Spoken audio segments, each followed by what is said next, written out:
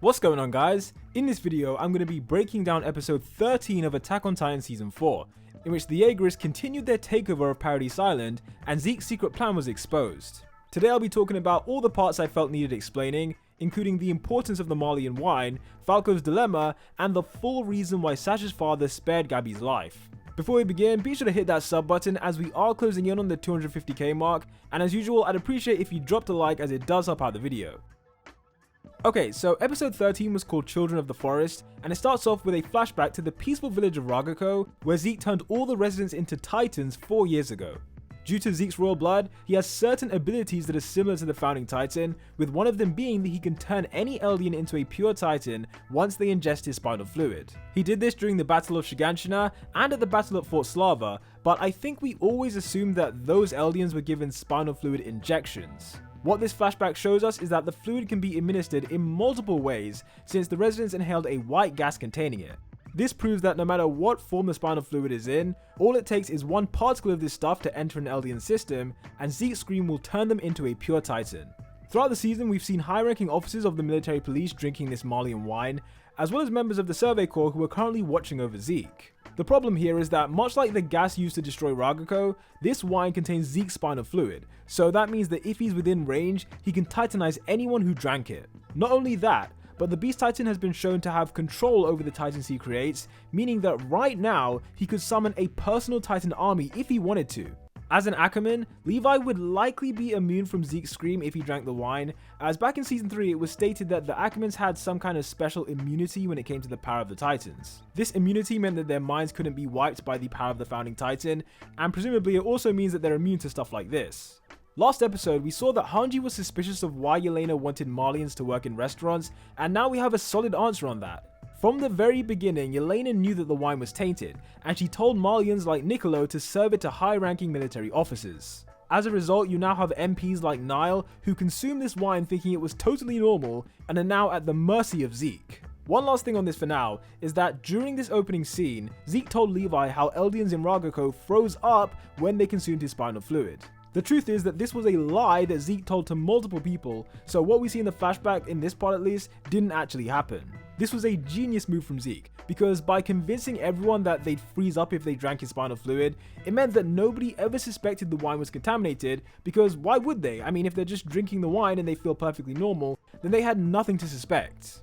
Anyway, after the opening, the anime switched over to the fancy restaurant where Niccolo currently works. A few episodes ago, he invited Sasha's father to come and have a free meal, though he didn't imagine that he'd bring 4 kids, 1 wife, and 2 warrior candidates along with him. Gabi and Falco specifically came so they could talk to Niccolo, after Kai previously informed them that he was a Malian soldier.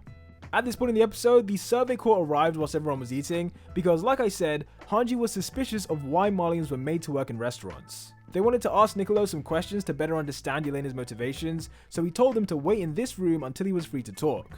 The reason this room is special is because it's usually reserved for MPs, which is why the cupboard has one very special drink. From what Jean said, we can tell that the Malian wine must have been popular among the officers who've had it, and he jokingly picks it up. Niccolo then aggressively snatches the bottle back, and there's a couple things I should explain about this moment.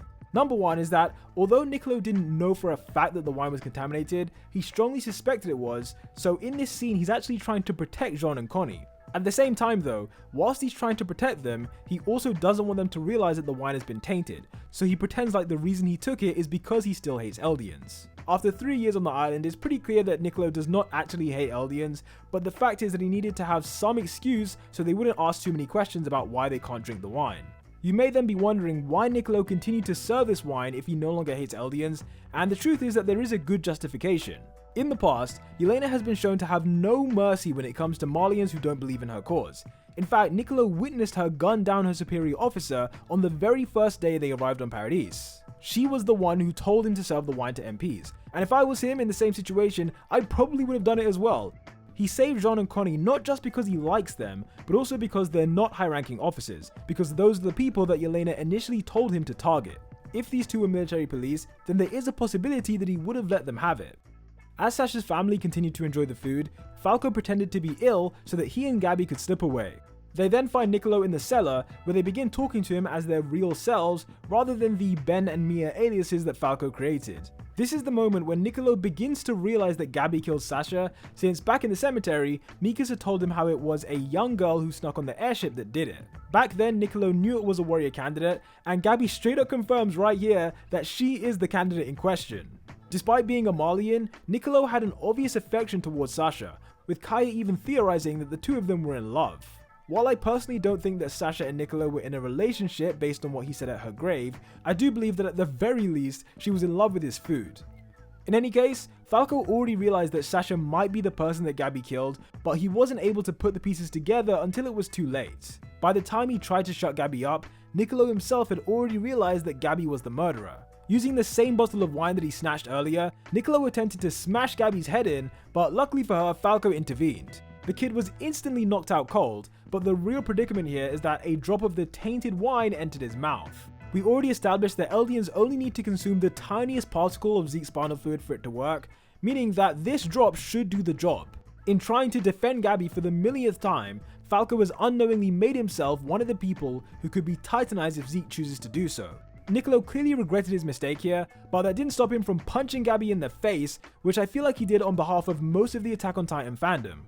After taking Gabi and Falco upstairs, Niccolo offers Sasha's father the chance to kill Gabi himself, though because of all the noise, the Survey Corps in the room next door were alerted to what's going on.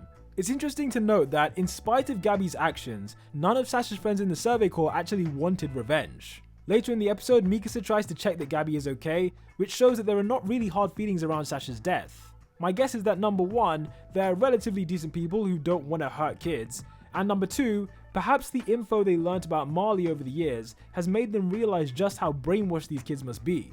Anyhow, Niccolo holds Falco hostage to try and get a reaction out of Gabi, as he explains why Sasha was so important to him and why her life meant something. It was kind of funny to see Gabi's brain malfunctioning as she tried to comprehend how a Marleyan could care about an Eldian. Niccolo humanizing Sasha in this way was seriously important because from Gabi's perspective, all Eldians from the island are devils, so to hear this coming from a Marleyan, it will have some effect on her going forward.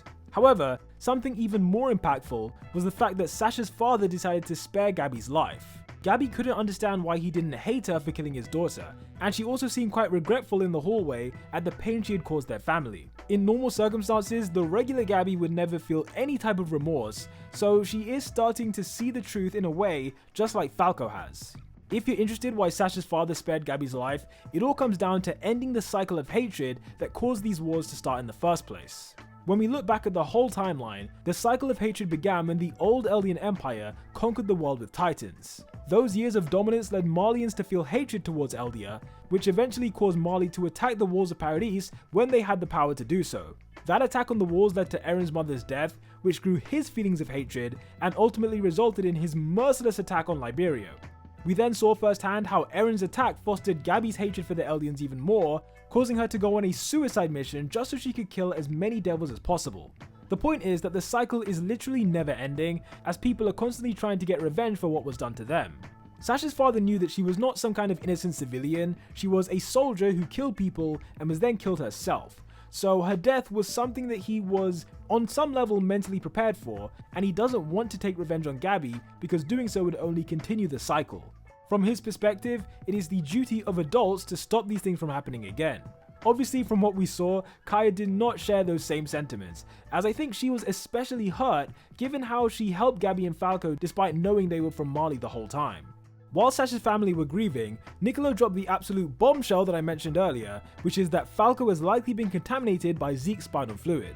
Earlier in the episode, he of course tried to hide this fact from the Survey Corps, but in this moment he exposes the truth because he's trying to atone for what he did to the warrior candidates. As a low-level soldier, Niccolo was never explicitly told that the wine had Zeke's fluid in it, but he knew it was likely given the context. All of the survey ships were packed with more wine than was necessary, and Niccolo found it strange that Yelena asked him to serve it to high-ranking members of the military. Marley also has a history when it comes to using Zeke's scream to destroy enemy nations, so you can totally understand why Niccolo had his suspicions. Back in the forest, a few soldiers inform Levi about how the Jaegerists are starting to take control of politics within the walls. In case you maybe forgot, Hanji confirmed last week that there are 3 soldiers besides herself that know Zeke's location, and these 2 guys are part of that select few. They reveal that Pixis is currently working on a plan to have Eren eaten, which just goes to show that the fake surrender we saw last week was exactly that. The captain has always believed that Eren was humanity's best hope for survival, so he can't really accept the fact that after everything he's done, after all the times he's saved Eren, that the end result is that he's just going to be eaten by someone else. In Levi's mind, the only person who should be eaten is Zeke, though obviously that is a bit difficult right now. The issue is that if Zeke was to be eaten by someone without royal blood, then Paradis would not be able to use the rumbling, and if they can't use the rumbling, then they have nothing to protect themselves with against the forces of Marley who will be coming to destroy them. On the flip side, Zeke also can't be eaten by someone with royal blood right now, because the only person available is Historia, and she is currently pregnant, so it's just not possible for the time being. This means that regardless of what Levi wants, the fact is that if either of the two Yaeger brothers are going to be eaten, the most viable candidate is Eren. Meanwhile, in the restaurant, Onyankopon makes it clear that he had no idea about the contaminated wine, proving that not all volunteers were in on this plot. From what we saw in this episode, the only people who are 100% new are Zeke, Yelena, Floch, and by extension Eren as well. Now, just because Eren knows about the wine doesn't mean he wants to destroy Paradis like Niccolo was theorizing. Instead, the wine can just be used as a way to control the military, because naturally those in the military do not want to be turned into titans. Whilst Gabi is in the other room, Armin notes how she reminds him of Eren, and speak of the devil, Eren literally just appears as he's saying this. I honestly love how calmly Eren walks in like he was supposed to be here, but I guess this is how you walk when you just have nothing to fear. Because of the cut on his hand, it means Eren can go Titan mode at any moment, and thanks to the Warhammer, Eren can even use his Titan powers in enclosed spaces. The other Jaegerists storm the restaurant and hold the Survey Corps at gunpoint because, like Eren told them, their mission is to find Zeke. Hanji is one of the few people that knows Zeke's location, and that's the reason why they're here. Although Pixis offered to surrender, Eren chose not to accept that proposal as he accurately suspected that they were trying to betray him. The Jaegerists didn't trust that Pixis is actually willing to help them, so rather than risk being betrayed by the military, Floch intends to make Hanji personally take them to Zeke's location. Floch begins to depart with the new prisoners, with Hanji being the one that will lead them to Zeke. There are a couple reasons why Eren isn't going with them, with the first being that he wants to chat with his old best friends. I say old best friends because Floch is clearly his new BFF, and right here Eren looks incredibly tranquil. His mood is contrasted by Gabi, who is sitting across the table from the man that massacred her hometown, so this really is quite a peculiar meeting.